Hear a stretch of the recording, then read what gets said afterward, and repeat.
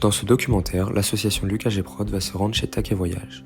Nous allons aller à la rencontre de Benoît, chauffeur d'autocar de Grand Tourisme. Moi, je suis conducteur d'autocar depuis 2012. Depuis tout petit, j'ai toujours adoré conduire. Alors, moi, personnellement, j'ai fait un titre professionnel, donc qui dure 3 mois.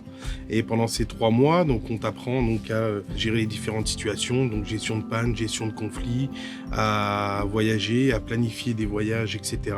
Puis après, au bout de 3 mois, tu passes un examen. Et bah, si tu l'as, après, tu peux intégrer une société de transport et commencer en bas de l'échelle, en faisant des petites sorties à droite à gauche. Et puis après, au fur et à mesure, tu acquiers de l'expérience et tu pars faire des voyages, quoi. En fait, mon terrain de jeu, comme je disais, ça va de Belfast à Marbella et de Brest à Dubrovnik en Croatie, par exemple. Mais après, tu peux avoir un cursus scolaire. Tu peux passer un BEP, un bac spécialisé dans le transport. Au niveau du ressenti, oh là là, il y a pas de, je peux pas dire que j'ai trouvé ça long parce que en fait moi je suis un passionné. Et c'est par exemple on peut dire ouais c'est long, c'est un calvaire.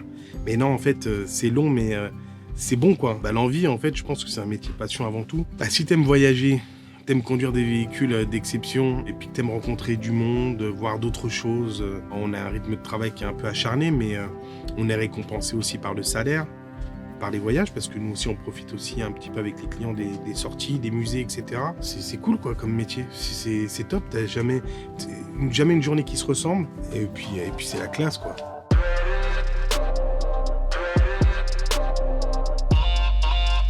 Alors le car, si on l'éteint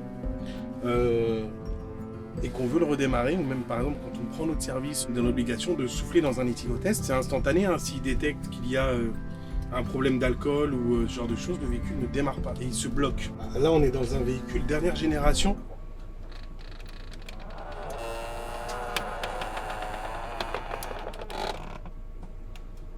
Donc avec toute la sécurité à bord, etc. On a des caméras embarquées avec plein de capteurs, etc. qui m'indiquent un petit peu, par exemple, si j'ai quelqu'un aux toilettes, moi ici je peux le savoir. Donc j'adapte ma conduite en conséquence. Moi j'ai une manière de travailler. Alors c'est un peu au feeling, tu vois. Donc en fait j'ai pas de phrase type. Mesdames, mesdemoiselles, messieurs, bonjour, bienvenue à bord. Donc moi je me présente, je suis votre conducteur pour la semaine, je m'appelle Benoît.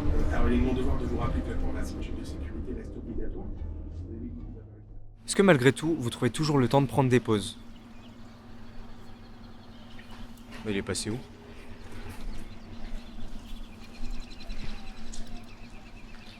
Benoît? Hein? Quoi? Comment? Oui? Non, c'est bon. On a notre réponse, merci.